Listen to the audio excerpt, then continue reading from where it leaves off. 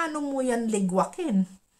Plus, si Atisan na, my gosh, lalong hindi mo mapatalsik, no? Parang na-electrical shock ako. Ligwak siya sa top 10. How's that happened? Hello, Underworld! Charot. Mabuhay, Philippines! I'm Christina and welcome back to my channel. Kamusta naman ang lahat dyan? Napawi na ba ang sama ng loob nyo sa MUPH organization? Let's talk about all happenings from prelims to the coronation night. I-recall ko lang ang thoughts ko. Alam nyo guys, sa sobrang busy ko sa ibang activities ko dito, hindi ko alam na hindi pala nagkaroon ng live streaming ang preliminary competition. Kasi we drove early going to Berlin and went home quite late. Then the next day, I was busy chatting in our group for the preparation of the Kinderschulabschlussfest. Kaming mga parents sa kindergarten ay nagkaroon ng group chat kasi may party kami kasama ang mga anak namin bukas. And I intended not to browse on the social media kasi ayaw kong may malaman ako sa preliminary competition kung ano yung mga naganap. Monday at 3 p.m., hinanap ko na sa search engine ang Empire Philippines channel kasi ready na ako manood. I prepared some snacks at umupo na ako sa beach stool namin dito sa aming patio. Sabi ko, ay, bakit walang video ang Empire? Yung nakita ko lang yung preliminary interview. Di binuksan ko ang Instagram para mag-usisa. Sus ko. Naloka ako sa mga balita. Nagbasa-basa ako sa mga comment section.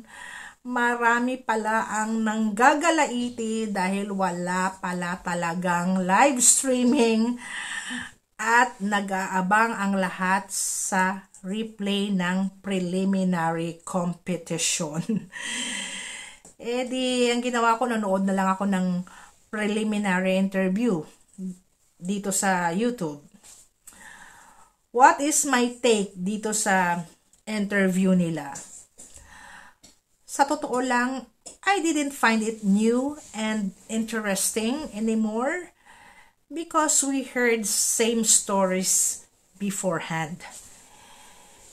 Ito yung disadvantage ng oversharing sa interview ng mga candidates.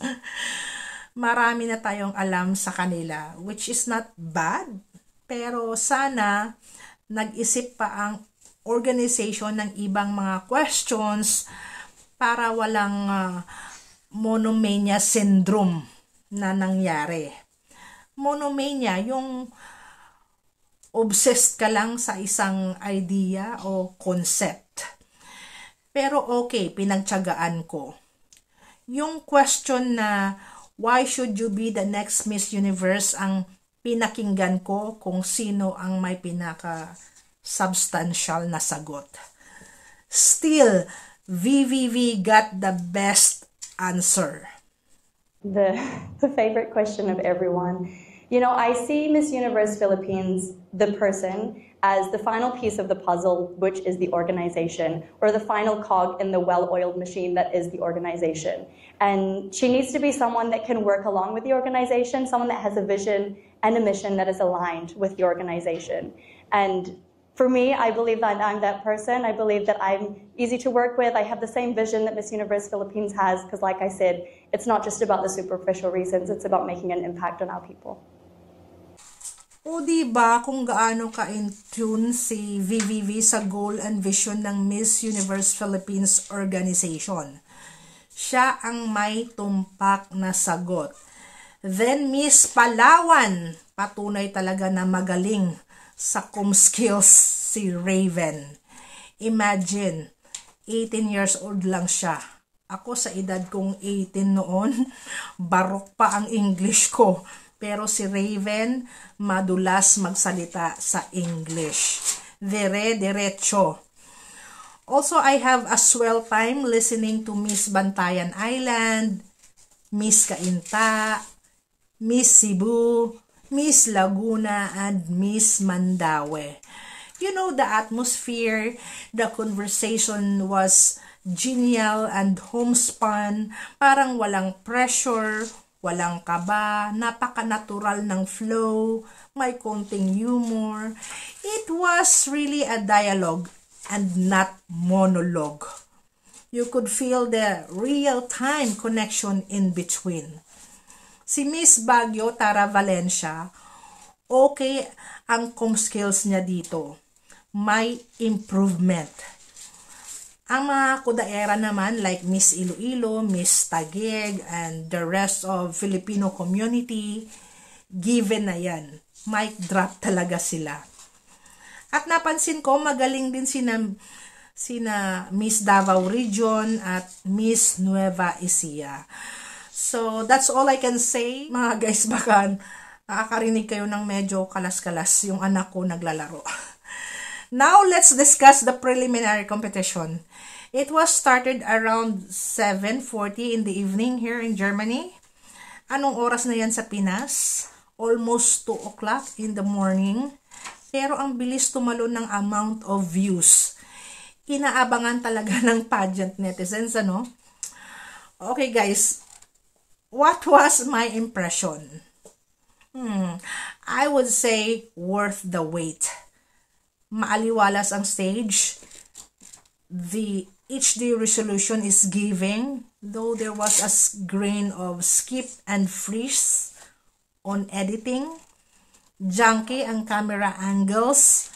Hindi ganun kaganda ang capture kasi puro sa paa ang focus. At alam natin, edited na yung video. Obvious naman.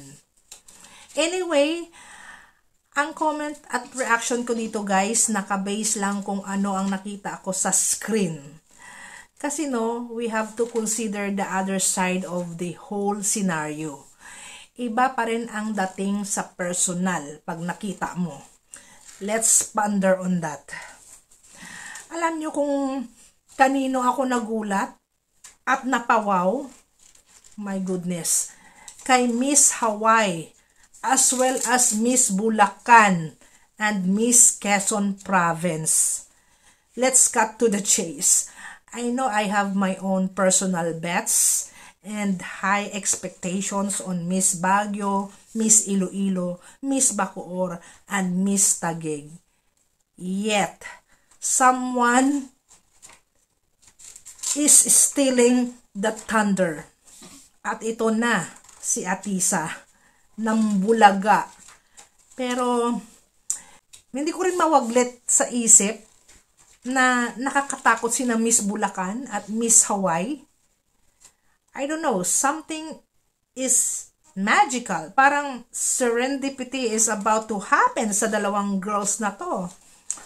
Noong mga time na yon, si Miss Bulacan, Chelsea Manalo, nasa top 10 ko. Nasa 8 spot ko siya. Kaya, hindi na ako magtaka kung may crown siya o manalo mismo ng MUPH crown. My goodness. Now, she's at my number 6. Look at her. She came out savage, donning another layer of her inner self. Parang lumabas si Chelsea sa kanyang balat. She's similar to a snake shedding its skin. Ganyan ang impact ni Chelsea sa akin. With Miss Hawaii naman, Bianca Tapia, she's not really my preference to bag the MUPH crown. However, after seeing her full performance, especially at the evening gown, my gosh, kahit wala ako doon sa venue, iba ang rehistro ni girl sa screen. Nako, dapat ba tayo pakampante sa mga manok natin? Siyempre, palaban pa rin ang mga frontrunners. Solid pa rin sila. Kaso hindi rin nagpapakabog ang mga underdogs. Napansin ko marami ang nag-perform kahit si Miss Bantayan Island, Miss Cagayan de Oro, Miss Cavite, Miss Naik, Miss Pampanga, Miss Zambales at Miss Palawan. Pumapalo pa rin si Raven. Ang galing niya mag-project sa camera at humahampas ang balakang. Si Miss Taguig, Christy McGarry, as usual, commanding ang presence that if you look at her, she's taking you to the universe stage. Pero kulang pa rin sa pilantik. Parang hindi niya mapuno ang mata ko. Bahala na ang destiny sa kanya. Pero of course, masaya ako pag nanalo siya. Alright, let's go back to my other 4 Alpha frontrunners. Tara, Alexi, VVV, and Atisa. Para sa akin, kumpak pa rin sila. Sila pa rin ang mag-aagawan ng Miss Universe Philippines crown. Yet, we are not the judges. Ang panel of judges pa rin ang magdi-decide kung sino ang kanilang gustong panalunin. Ano na lang, we have to keep our eyes peeled for Miss Hawaii, Miss Bulacan, and Miss Cebu. Speaking of Miss Cebu, Stephanie Hanson, oh boy, still at a green age. Bumagay talaga sa kanyang, nabubulol ako, sorry. Bumagay talaga sa kanya ang kanyang evening gown. Ang bango-bango at mamahalin tingnan ni Stephanie. Hauntingly beautiful and youthful looking. Ang bertod ng Myra E. Lexer. I know there were multifold exquisite gowns out there, but for me, Stephanie's gown is simply entrancing. There is something in the gown that connects to her inner beings at si Chris lang ang pwede magsuot. May ganyan akong vibe sa kanya. Then si Atisa, performance-wise, she's a firework. Hindi talaga nagpakabog, kagaya ng kung ano siya dati sa Binibining Pilipinas. Lumabas din talaga siya sa kanyang balat. I thought she gave us a swonking performance. Maghihintay na lang tayo sa sagot ng kapalaran ni Atisa. So, yan ang lahat na tumatakbo sa isip ko after the prelims. Kung nakita nyo, I posted it on my community board. Alright, dito na tayo sa coronation night. You know, the moment of truth. Pagtsikahan natin to. Bumawi ang MUPH organization because the entire show was superb. Upgraded, mga day. The ambience has taken us to the international Miss Universe stage dimension.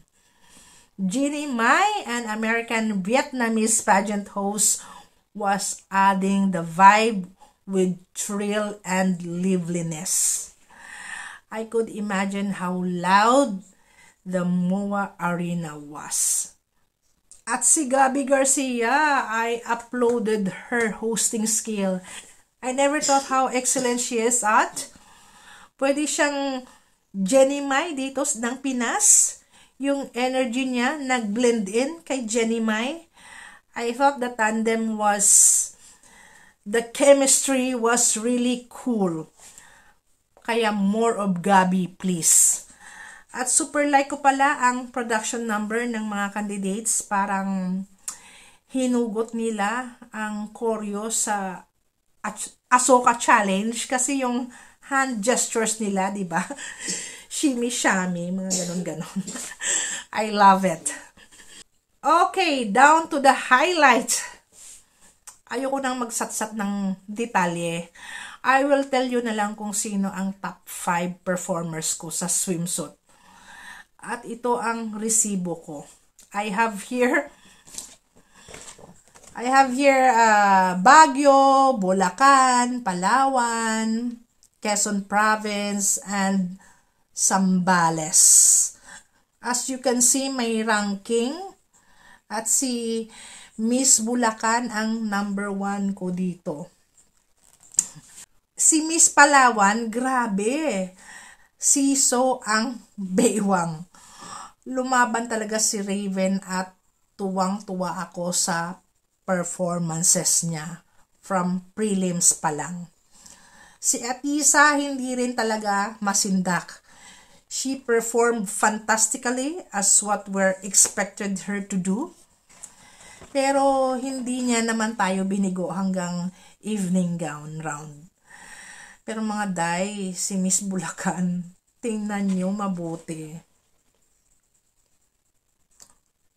Looking divine and regal. This is for me a supermodel and beauty queen diamond combo. Ultra polished ang pasarela niya. Ang linis niya tingnan sa stage. Ako napansin ko pag naglakad si Chelsea, parang tumitigil ang mundo ko. May ganun akong feeling sa kanya. Ang festlock niya at evening gown, pang alta. I don't know. May kung anong mystic gust of air sa gabi ni Chelsea. Basta, iba rin siya. Sabi ko nga parang sawa na nag-shed ng skin. Hindi ko pa alam kung ano ang birthday ni Chelsea, pero based on her aura and outside appearance, kung hindi Pisces, malamang air sign like Aquarius or Libra. Aalamin ko kasi itong tatlong zodiacs na to connected to charm and glamour. So, my mad respect for Chelsea. Wala akong aversion sa kanya. She deserved it. And I'm so happy for her. Universe and serendipity has won her favors. Parang nagsisi ako na hindi ko siya sinama sa top 5. Kasi nilagay ko lang siya sa number 6. Dapat sana iligwak ko si Alexi at siya ang ipalit ko. However, Alexi is strong and powerful as well. That's why I couldn't junk her off. Kita naman natin may main character force siya. Kung paano niya sinagot ang Q&A sa top 10 announcement. During the prelims, hindi lang talaga graceful ang performance ni Alexi. Hindi ko bet ang extra movements sa evening gown portion. Lalo na yung mga hand gestures niya doon, hand movements. Buti na lang hindi na yon ginawa ni Alexi dito sa coronation. So, in short, mahirap pa rin ligwakin ang isang Alexi Brooks. Kasi, nag-perform din naman. Miss Baguio at Miss Taguig, sigurado talaga ako na secured talaga nila ang spot nila sa top 5. Kasi alam natin, savior talaga ni Tara ang beauty niya. Dahil marketable. And for Christy, her commanding presence, especially you could hear the crowd going crazy every time she's on stage. Paano mo yan ligwakin? Plus, si Atisa na, my gosh, lalong hindi mo mapatalsik, no? We had all the reasons why we hype much hoopla. Kasi gumilas naman talaga sila. Kaso nakapagdesisyon na ang kapalaran nila. Hackneyed lang talaga ang comb skills ni Atisa. Nakulangan lang ako sa sagot niya sa final Q&A. To be kind na sabi niya, powerful na yun. Pero kung ako sa kanya, no, dinagdagan ko pa sana yun na kindness is a universal language that everyone can speak. And we just have to speak it fluently. Tsaka si Tara, may nerves talaga. Kasi medyo gibberish ang sagot niya. Nilagay pa naman siya sa Supra, diba? So, she needs to socialize more to train her comm skills. May 1 year pa naman siyang training para dyan kasi pukpukan sa speech sa Supra. Kaya challenge din yan kay Tara. In fairness, no, sa top 10 Q&A, ang galing ng mga girls sumagot. Lalo na si Stacy. Parang kumare niya lang si Jenny Mai. Are you kidding me? Napahagik-gik ako dun sa inflammable na sagot niya. So, no wonder she made her way to the finals cut because of her sparkling personality. At ang blinding revelation, Miss Palawan did not make it to the top 10. Parang expected ko na rin kasi pwede talagang ilaglag siya kasi bata pa. Pero I hope Raven will come back kasi palaban yung bata. I love her. Magka-crown to balang araw. At ang nakakaloka, my goodness, si BVV, parang na-electrical shock ako. Ligwak siya sa top 10. How's that happened? Buti pa si Alexi may crown, pero siya, my goodness. Silsh, null, wale. Hindi ko alam kung ano ang disposition ngayon ni VVV. Sad ako para sa kanya. I hope she'll get past of this. I'm sure may emotional bruise yun. We all know she worked hard for it. And then, masakit na lagapak mga guys. My final words for today. Let's be happy for Chelsea Manalo, our newly crowned queen. Let's support her all the way. There are some lessons we've learned from this. Kaya next time, no hate, no bashing, kasi nakakaapekto sa chances of winning ng ating mga manok o favorite candidate. Okay? Thank you so much for watching and I will see you next time. Keep safe and gute Nacht from Germany. Tschüss, Babus.